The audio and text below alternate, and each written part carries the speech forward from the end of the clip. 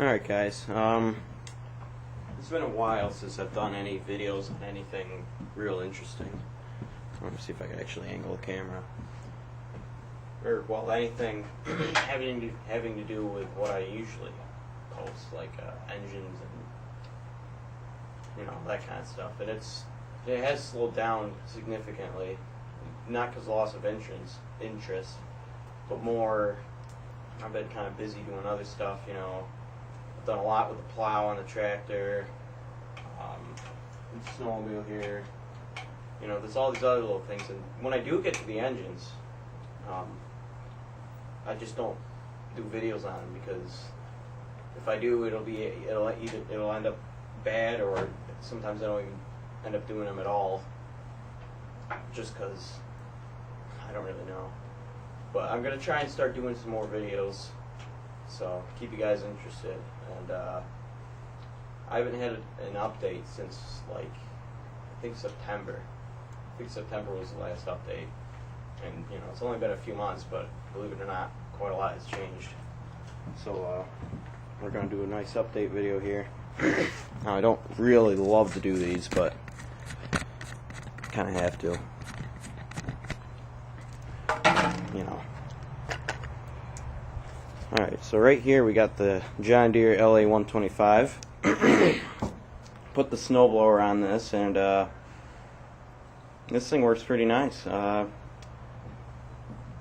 mean, I wish I could use it. I don't use it because this, you know, my father doesn't really let me use it. I don't blame him at all, because this snowblower costs, I think it was like almost, I think it was over $1,500 for sure. It was probably, I think it was like $1,700.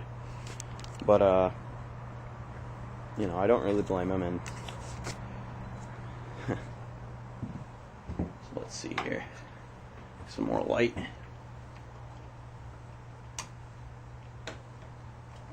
And over here we just got some of my junk. This triangle is going to go on the LT160. I'll explain that. Gas can that someone gave me, some tools. This is a Toro S200. This snowblower is not mine, however it's the neighbor's, and he bought it in, I want to say 73. It's 70 something, early 70s. He bought it brand new, and he's used it ever since. He said it runs great, and he let me use it, so I know what's wrong with it. It's very hard to start in cold, so he usually brings it inside of his house to get it going. But I said we'll put a new spark plug in it, and if that doesn't work, we'll clean the carburetor out. This is my Polaris Indy 400. It's from 1985. And this thing, I don't think I've really had a video on this, but when you get on the trails, it gets heated up. It gets really warmed up and it starts bogging down.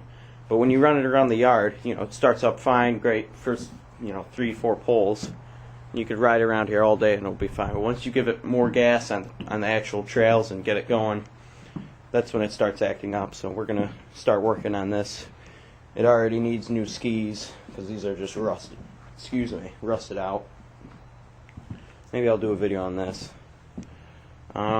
Radio from the neighbor. The garage was actually pretty clean, and it still is pretty clean. But you know, I cleaned it out a while ago. We built an attic up there, another shelter storage area. So I've been using this more as my work area. This has been my, well, it's not mine obviously, but quote unquote my workshop, because the shed is more of storage now. As you can see, the snow has melted. It's just over 40 out, and yeah, it's just over 40, and yesterday was just over 60, which was ridiculous, but that works. So the yard is a little messy, but that's not a big deal. It's kind of a mess up here. I gotta get this trailer. The wheel bearing went bad on the other side, and Jason tomorrow, he said he has another wheel he'll let me use, so I can move it out of the way. This big black wagon my uncle gave me. This thing needs a new paint job, but I don't know if I'll even worry about it. Probably someday I'll paint it up nice, but it's really loud without the trees, the highway, so just have to bear with me here. Got this John boat here. It's been sitting here for a month probably, and that's probably how it'll just sit like that. I might flip it over, but I think it'll be fine. Get it washed out with the snow. Yeah, we pulled that boat out kind of last minute. Snowmobile trailer here. Hopefully tomorrow we're going to grease the bearings, and maybe I'll do a video on that, show you guys how to do that, for those of you who don't know how. This is a Yamaha Nitro 1000cc. Nitro, I believe, is the model. And it's a 07 or 06. That's my father's. And down here, you got some stuff going on. Got some firewood I cut up here yesterday. And I just got to stack it up and cover it now. Gonna use that kindling. It is pressure treated wood. Most of it can't be used for much of anything. Got some sawhorses, wheelbarrow. This ditch is finally almost done, and hopefully today I'll finish. My father might get wire and we can finish burying this so we could hardwire the shed. I think for this year I'll just run it and put a plug end on there. I'm not gonna, because there's too much stuff in there to have to go around wiring the whole shed. I think we'll start with the inside of the shed first. Let's see.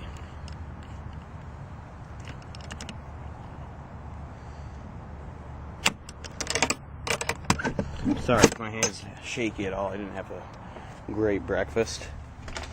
And it's a little messy down here. Actually, it's really messy. I gotta clean it up. At least this front part. I got all my gas cans here. The chairs are in the back. The motors. Let's get some lights going in here. Excuse the camera angle for just a second.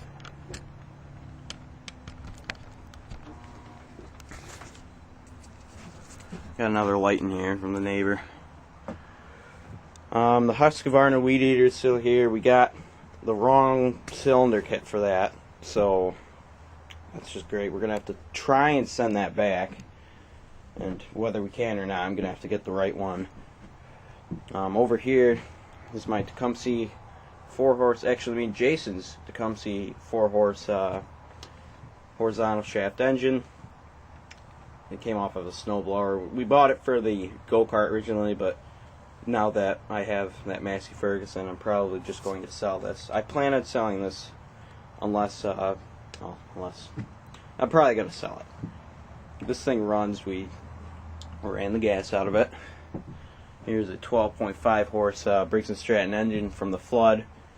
I haven't done anything with that. I'd like to clean it up at least, so there's not dirt just sitting in the engine.